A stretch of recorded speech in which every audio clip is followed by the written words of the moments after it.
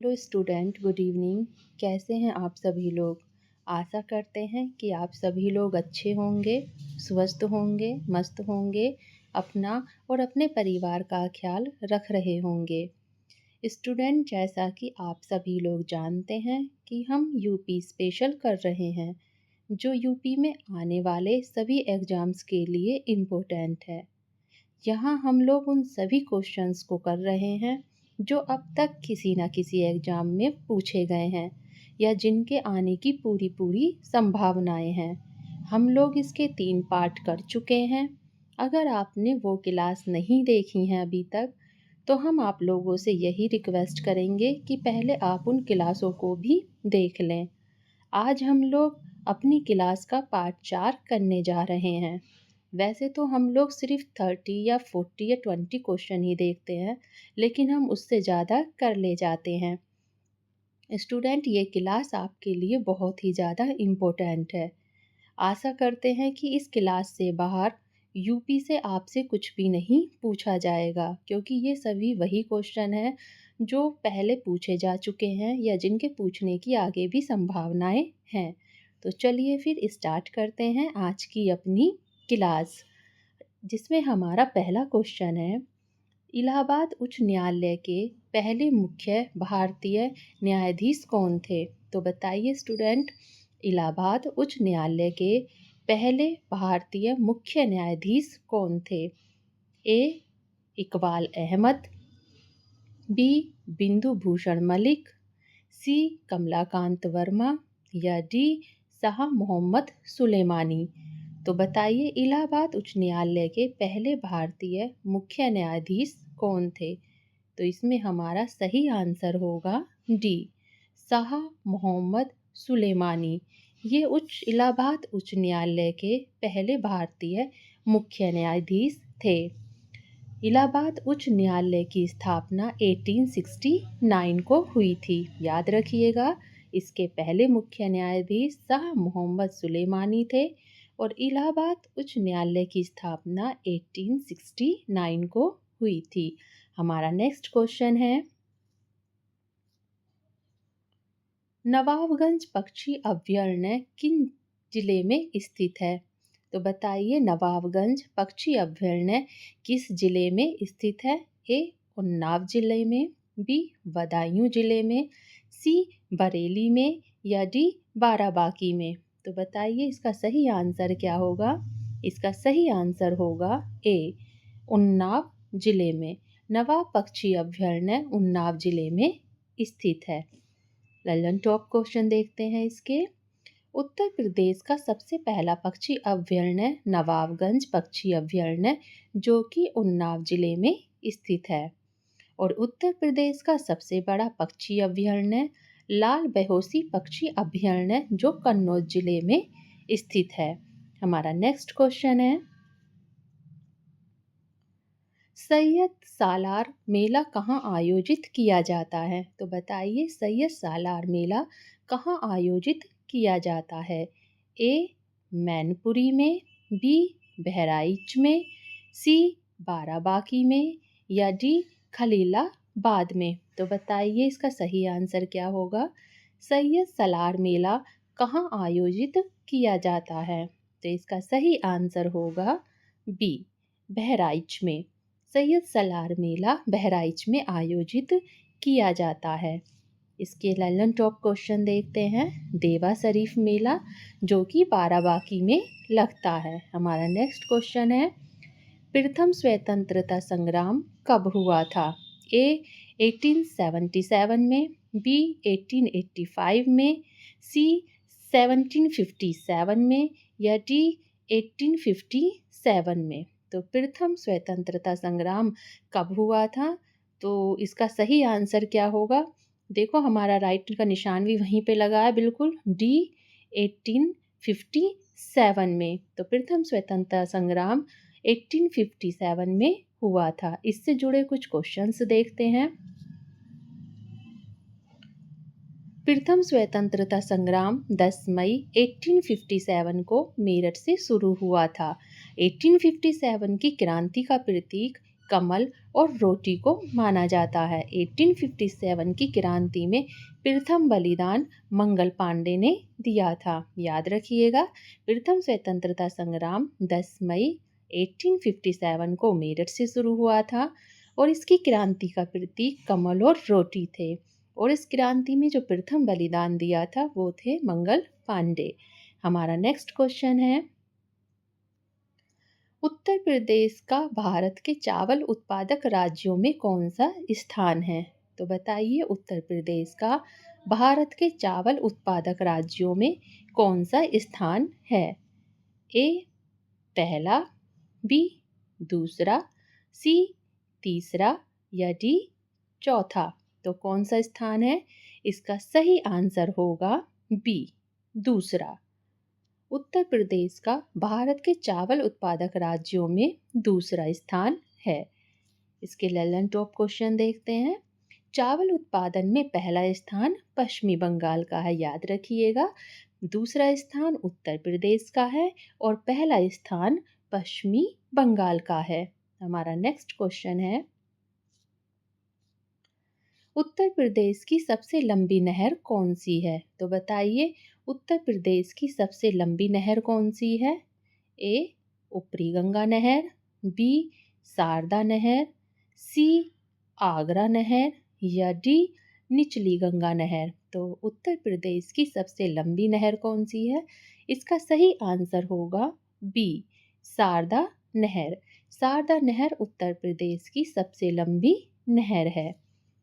शारदा नहर का उद्गम स्थान बनवासा नेपाल है। यह उत्तर प्रदेश की सबसे लंबी नदी है और इसका उद्गम स्थान बनवासा नेपाल है। हमारा नेक्स्ट क्वेश्चन है, वैदिक सभ्यता का विकास किस नदी के तट पर हुआ था? तो बताइए, वैदिक सभ्यता का विकास किस नदी के तट पर हुआ था?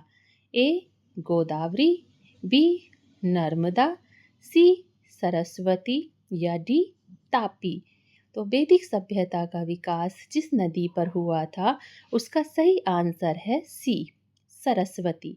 सरस्वती नदी के तट पर वैदिक सभ्यता का विकास हुआ था। इससे संबंधित जानकारी देख लेते हैं। प्राचीन काल में सबसे पवित्र नदी सरस्वती नदी को माना जाता है। गंगा यमुना सरस्वती का तट प्रयागराज को कहा जाता है। याद रखिएगा, प्राचीन काल में जो सबसे पवित्र नदी मानी जाती थी वो सरस्वती नदी मानी जाती थी और जहाँ गंगा और यमुना सरस्वती का मिलन होता है उसे कहा जाता है प्रयागराज।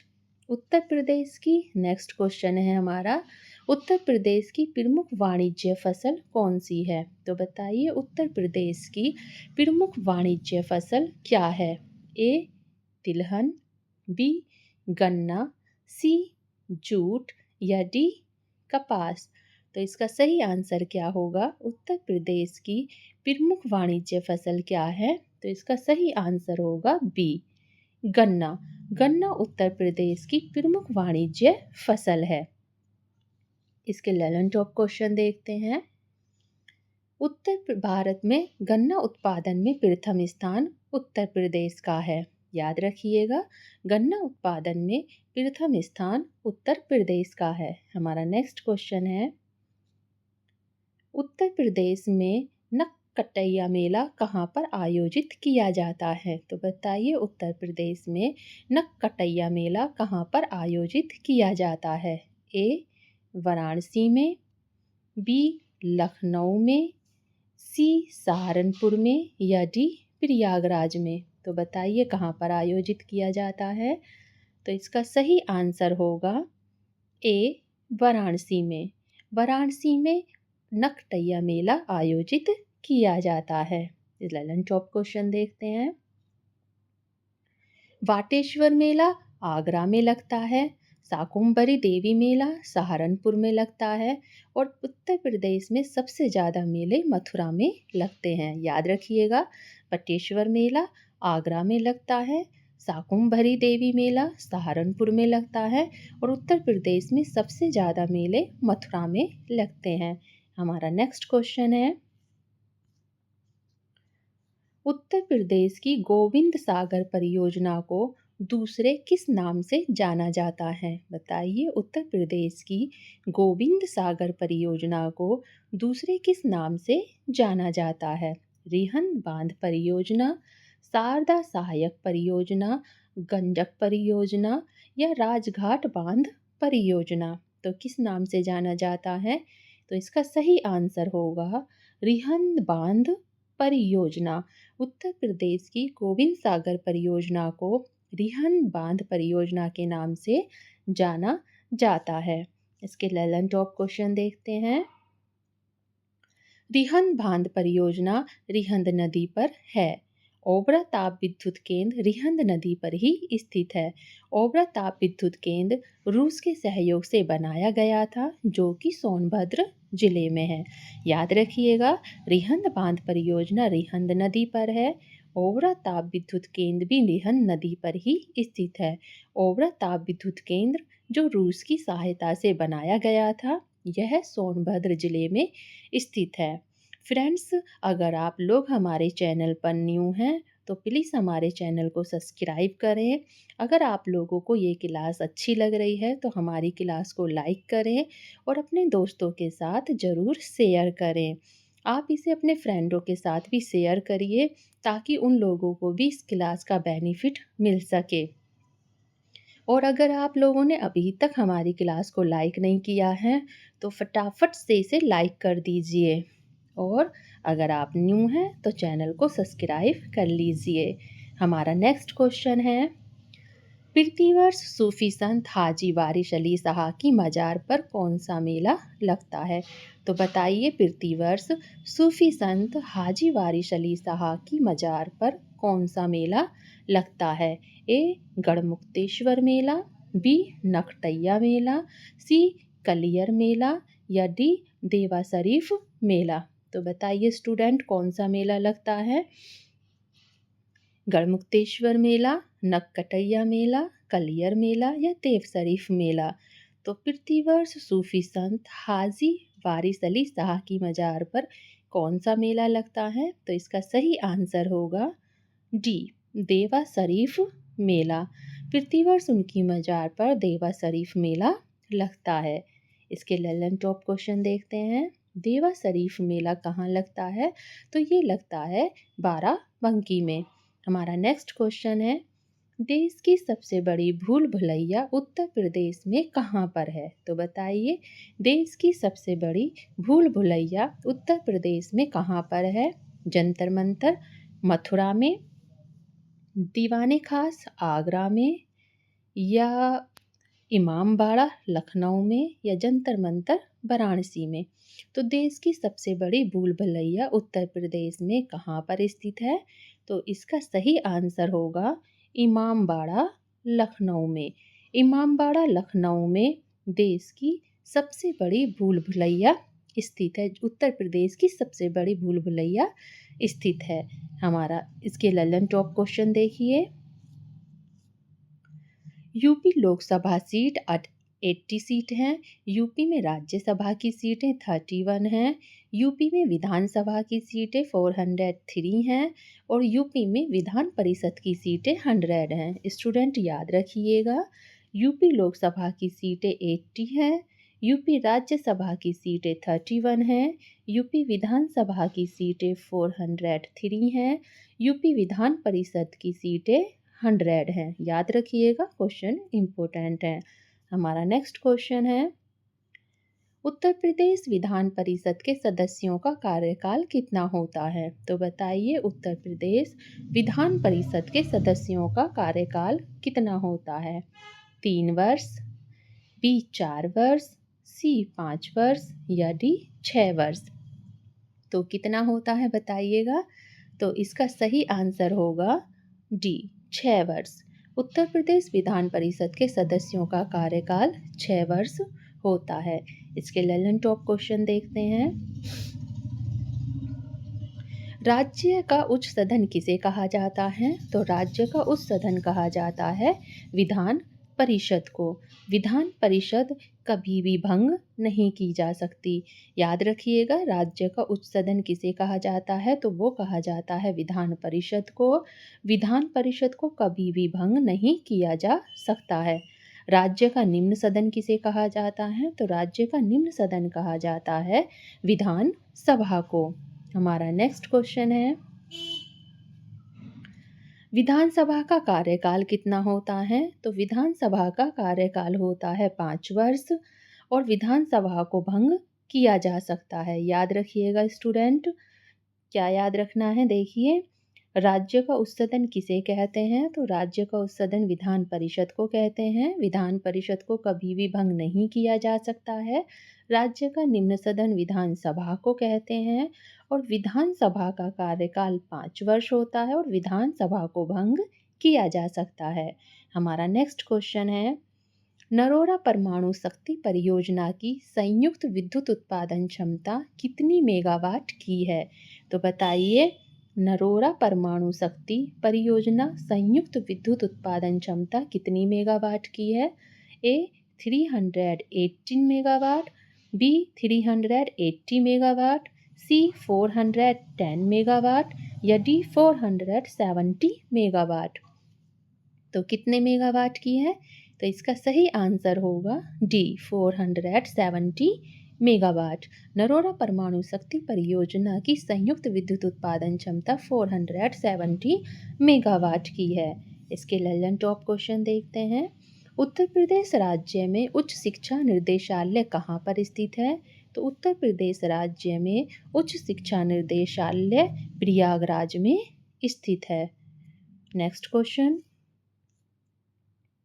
खरवार जनजाति के लोग किस धर्म को मानते हैं, तो बताइए, खरवार जनजाति के लोग किस धर्म को मानते हैं। हिंदू धर्म को, मुस्लिम धर्म को, ईसाई धर्म को या डी इनमें से कोई भी नहीं। तो बताइए, खरवार जनजाति के लोग किस धर्म को मानते हैं, तो इसका सही आंसर होगा ए हिंदू धर्म को। खरवार जनजाति के लोग हिंदू धर्म को मानते हैं। इसके बारे में कुछ जानकारी देख लेते हैं। खरवार जनजाति बिजनौर, ललितपुर और सोनभद्र जिलों में पाई जाती है। याद रखिएगा कि खरवार जनजाति बिजनौर, ललितपुर और सोनभद्र जिलों में पाई जाती है। हमारा नेक्स्ट क्वेश्चन है, उत्तर प्रदेश राज्य के किस जनपद में जिप्सम उपलब्ध मात्रा में मिलता है, तो उत्तर प्रदेश राज्य के किस जनपद में जिप्सम उपलब्ध मात्रा में मिलता है। ए झांसी में, बी हमीरपुर में, सी उपर्युक्त दोनों में या डी इनमें से कोई नहीं। तो जिप्सम किस में ज़्यादा मात्रा में मिलता है, तो इसका सही आंसर होगा स्टूडेंट झांसी और हमीरपुर, यानी कि सी उपर्युक्त दोनों में ही जिप्सम उपलब्ध मात्रा में मिलता है। चलिए इसके ललन टॉप क्वेश्चन देखते हैं, चारा अनुसंधान केंद्र कहाँ स्थित है, तो चारा अनुसंधान केंद्र झांसी में स्थित है। इस नेक्स्ट क्वेश्चन, आगरा के रामबाग का निर्माण कब और किसके द्वारा करवाया गया था, तो बताइए स्टूडेंट, आगरा के रामबाग का निर्माण कब और किसके द्वारा करवाया गया था। ए बाबर के द्वारा 1526 में, शाहजहां द्वारा 1637 में, हुमायूं द्वारा 1532 में या अकबर के द्वारा 1556 में। तो बताइए, आगरा के रामबाग का निर्माण कब और किसके द्वारा करवाया गया था, तो इसका सही आंसर होगा स्टूडेंट ए बाबर के द्वारा 1526 में आगरा के रामबाग का निर्माण करवाया गया था। इसके ललन टॉप क्वेश्चन देखते हैं, यूपी में सबसे अल्प समय तक मुख्यमंत्री कौन थे। स्टूडेंट, ये क्वेश्चन बहुत ही इम्पोर्टेंट है और ये क्वेश्चन पहले पूछे जा चुके हैं, तो इनको याद रखिएगा। यूपी में सबसे अल्प समय तक मुख्यमंत्री कौन थे, तो वो थे आपके त्रिभुवन नारायण सिंह। त्रिभुवन नारायण सिंह यूपी में सबसे कम समय के लिए मुख्यमंत्री थे। और उत्तर प्रदेश राज्य एक्ट पर गवर्नर जनरल द्वारा कब हस्ताक्षर किए गए थे, तो इसका सही आंसर होगा 7 दिसंबर 1947 को। दोनों क्वेश्चन इम्पोर्टेंट हैं कि यूपी के सबसे अल्प समय तक मुख्यमंत्री कौन थे, तो वो थे त्रिभुवन नारायण सिंह। और उत्तर प्रदेश राज्य एक्ट पर गवर्नर जनरल द्वारा कब हस्ताक्षर किए गए थे, तो वो किए गए थे 7 दिसंबर 1947 को। हमारा नेक्स्ट क्वेश्चन है, उत्तर प्रदेश का सूक्ष्म यंत्र बनाने का प्रमुख औद्योगिक केंद्र कौन सा है, तो बताइए स्टूडेंट, उत्तर प्रदेश का सूक्ष्म यंत्र बनाने का सबसे प्रमुख औद्योगिक केंद्र कौन सा है? ए हाथरस, बी कानपुर, सी गाजियाबाद या डी लखनऊ। तो इसका सही आंसर होगा डी लखनऊ। लखनऊ उत्तर प्रदेश का सूक्ष्म यंत्र बनाने का प्रमुख औद्योगिक केंद्र है। इसके ललन टॉप क्वेश्चन देखते हैं, विश्व अनुसंधान केंद्र कहाँ स्थित है, तो वो भी लखनऊ में स्थित है। लखनऊ को मलिहाबाद आम के लिए प्रसिद्ध है। तो लखनऊ किसके लिए प्रसिद्ध है? ये मलिहाबाद आम के लिए प्रसिद्ध है, याद रखिएगा। हमारा नेक्स्ट क्वेश्चन है, उत्तर प्रदेश राज्य को वैदिक काल में किस नाम से जाना जाता था? स्टूडेंट, हम एक इसी तरीके का क्वेश्चन पहले भी कर चुके हैं कि उत्तर प्रदेश को पूर्व में किस नाम से जाना जाता था। तो आप सभी इसका आंसर कमेंट बॉक्स में देंगे। ये हम अपनी पहली क्लासेस में करवा चुके हैं। तो आप लोग इसका आंसर कमेंट बॉक्स में दीजिएगा कि उत्तर प्रदेश को पूर्व में किस नाम से जाना जाता था। अब यहाँ पर क्वेश्चन क्या है कि उत्तर प्रदेश राज्य को वैदिक काल में किस नाम से जाना जाता था? ए महर्षि देश, बी सप्तऋषि देश, सी ऋषि देश या डी ब्रह्म ऋषि देश। तो किस नाम से जाना जाता था? इसका सही आंसर होगा डी ब्रह्म ऋषि देश। आपको कमेंट बॉक्स में ये बताना है कि उत्तर प्रदेश को पूर्व में और किस नाम से जाना जाता था। हम इस क्वेश्चन को पहले करवा चुके हैं। इसके ललन टॉप क्वेश्चन देखते हैं, 1950 से पहले उत्तर प्रदेश को यूनाइटेड प्रोविंस कहा जाता था। 1950 से पहले उत्तर प्रदेश को कहा क्या जाता था? यूनाइटेड प्रोविंस कहा जाता था। 1950 के बाद इसका नाम क्या पड़ गया? उत्तर प्रदेश पड़ गया। देखिए, 1950 से पहले उत्तर प्रदेश को यूनाइटेड प्रोविंस कहा जाता था। 1950 के बाद इसका नाम उत्तर प्रदेश पड़ गया और उत्तर प्रदेश की स्थापना 24 जनवरी को होती है। और 24 जनवरी को एक और डे मनाया जाता है, ये भी हम आपको बता चुके हैं। तो कमेंट बॉक्स में आंसर जरूर दीजिएगा कि 24 जनवरी को और कौन सा डे मनाया जाता है। हमारा नेक्स्ट क्वेश्चन है, इंकलाब जिंदाबाद का नारा किसने दिया था? तो बताइए कि इंकलाब जिंदाबाद का नारा किसने दिया था? ए हशरत मोहानी ने, बी जगदीप धनखड़ ने या सी आलोक त्रिपाठी ने या डी इनमें से कोई नहीं। तो बताइए इंकलाब जिंदाबाद का नारा किसने दिया था? तो इसका सही आंसर क्या होगा? इसका सही आंसर होगा ए हशरत मोहानी ने। हशरत मोहानी ने इंकलाब जिंदाबाद का नारा दिया था। इसके ललन टॉप क्वेश्चन देखते हैं, इस नारे को प्रेषित करने का श्रेय किसे जाता है? भगत सिंह को। और भगत सिंह को फांसी कब दी गई थी? तो वो दी गई थी 23 मार्च 1931 को। स्टूडेंट याद रखिएगा, जरा इस क्वेश्चन को एक बार और देख लीजिए, इम्पोर्टेंट है। तो इंकलाब जिंदाबाद का नारा किसने दिया था? तो वो दिया था आपके हशरत मोहानी ने। नारा हशरत मोहानी ने दिया था, लेकिन इसको प्रेषित करने का श्रेय किसे जाता है? तो इसे प्रेषित किया था भगत सिंह ने। और भगत सिंह को फांसी कब दी गई थी? तो वो दी गई थी 23 मार्च 1931 को, उनको फांसी दी गई थी। हमारा नेक्स्ट क्वेश्चन है, स्टूडेंट अगर आप लोग हमारे चैनल पर नए हैं तो प्लीज़ हमारे चैनल को सब्सक्राइब करें। और अगर आपने अभी तक हमारी क्लास को लाइक नहीं किया है तो हमारी इस क्लास को लाइक करें और अपने दोस्तों के साथ शेयर करें। ये सभी क्वेश्चन बहुत ही इम्पोर्टेंट हैं, किसी ना किसी एग्ज़ाम में पूछे जा चुके हैं और जिनके आने की संभावना है वो भी हम सब कंप्लीट करा रहे हैं। तो बहुत ही इम्पोर्टेंट क्लास है।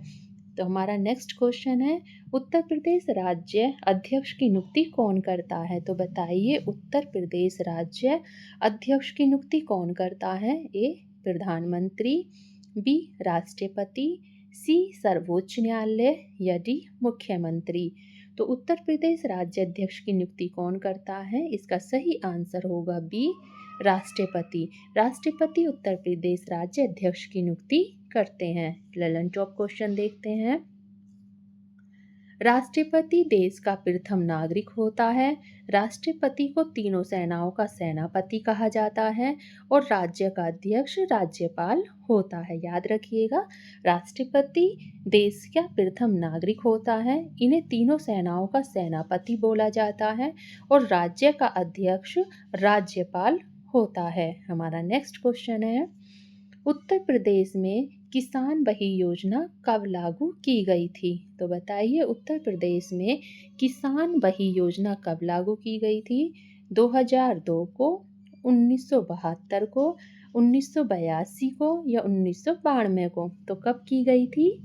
तो इसका सही आंसर होगा डी 1992 में।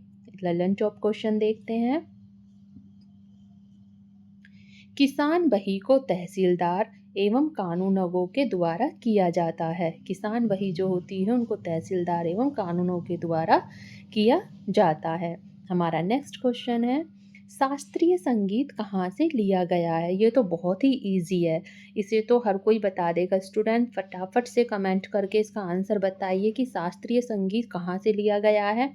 ए ऋग्वेद से, बी सामवेद से, सी यजुर्वेद से या डी अर्थवेद से? तो बताइए इसका आंसर। आप सभी ने अभी तक इसका आंसर बता दिया होगा, बहुत ही इजी क्वेश्चन है। तो इसका सही आंसर होगा बी सामवेद से। शास्त्रीय संगीत को सामवेद से लिया गया है। इसके ललन टॉप क्वेश्चन देखते हैं।